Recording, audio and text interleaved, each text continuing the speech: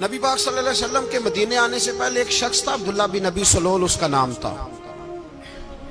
تو مدینے والے لوگ اس کو اپنا پیشوا مانتے تھے، اوس بھی خزرج بھی، اس کی تاج پوشی بھی کی، بڑی اس کی منتا تھی۔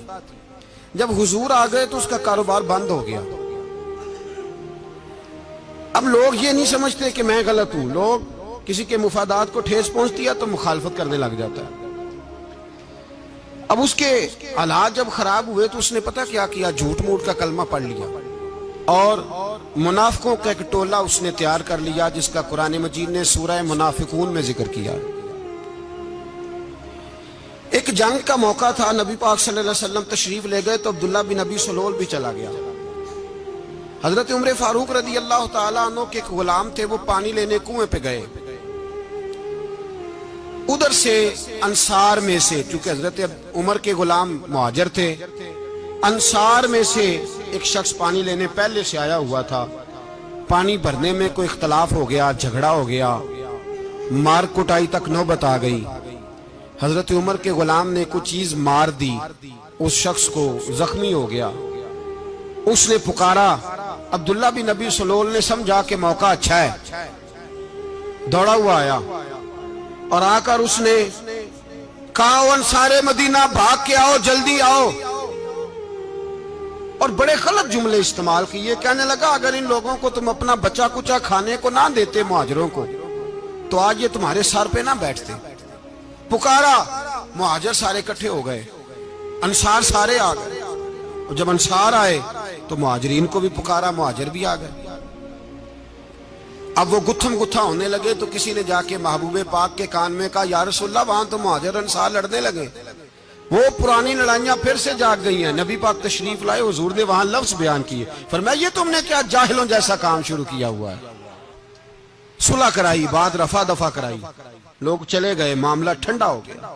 لیکن عبداللہ بن سلول نے کہا کہ میں یہ موقع خالی نہیں جانے دوں گا۔ پھر گیا وہ اور جا کے انصار مدینہ سے کہنے لگا، ایک دفعہ جا لینے دو مدینے، تم نے میری بات نہیں نہ سنی، تو جو وہاں بڑے سردار بیٹھے ہیں ان سے بات کروں گا، اور معاذ اللہ ثم معاذ اللہ ہم ان بے عزت لوگوں کو مدینے سے نکال دیں گے، وہاں صرف عزت والے رہیں گے۔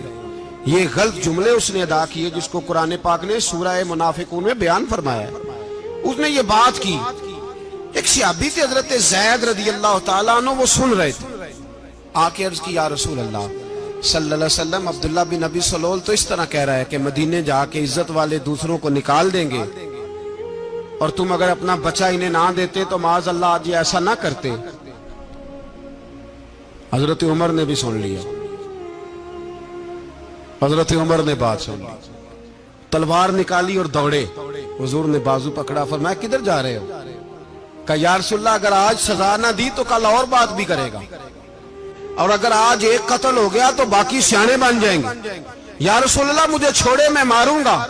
حضور نے فرمایا، عمر چپ کر، وہ جھوٹ موٹ کا کلمہ پڑھتا ہے، لوگ کہیں گے کہ محمد ابن عبداللہ نے اپنے ساتھی مارنے شروع کر دیے۔ چپ کر، حوصلہ کر، صبر کر، دلیری کر۔ حضرت عمر کہتے ہیں، میری حضور کے کہنے پر میں ٹھہر تو گیا، پر وہ میرے اندر جو آگ لگی ہوئی تھی ٹھنڈی نہیں ہو رہی۔ کہتے ہیں میں چپ تو کر گیا۔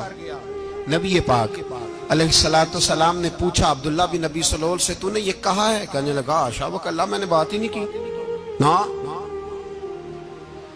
اب لوگ کہنے لگے کہ زید تو نوجوان ہے، تو یہ بوڑھا آدمی ہے، چلو صحیح کہتا ہوگا۔ حضور بھی خاموش ہو گئے۔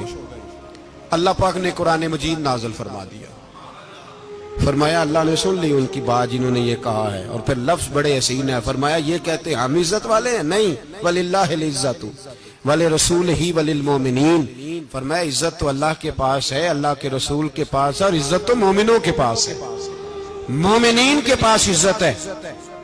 یہ قرآن پاک نے سارا مضمون بیان کر دیا کہ عبداللہ بن ابی سلول غلط کہتا ہے اور حضرت زید صحیح کہتے۔ حضور نے کچھ نہیں فرمایا، جا رہا ہے قافلہ۔ جب مدینے کی سرحد آ گئی نا، حدود مدینہ منورہ کی شروع ہوئی، تو عبداللہ کا اپنا بیٹا، اس کا نام بھی عبداللہ بن عبداللہ تھا، اپنا بیٹا اس کا بڑا مخلص جانثار غلام تھا میرے رسول پاک صلی اللہ علیہ وسلم کا۔ وہ تلوار لے کے مدینے کی حد پہ کھڑا ہو گیا اور کہنے لگا، میرے باپ تو نے اتنی بےایمانی کے لفظ کہے کہ میں ان کو نکال دوں گا؟ کہے اپنی زبان سے کہ میں ذلت والا ہوں، رسول پاک کو اللہ نے بڑی عزت عطا فرمائی، کہے ورنہ میں تیری گردن کاٹ دوں گا۔ بول کہے حضور بھی عزت والے اور نبی پاک کے غلام بھی عزت، کہے اپنی زبان سے کہے میرے رب کا یہ فرمان ہے وَرَفَعْنَا لَكَ ذِكْرَكَ، حبیب میں خود تیرے لیے تیری شانوں کو بلند فرما دوں گا۔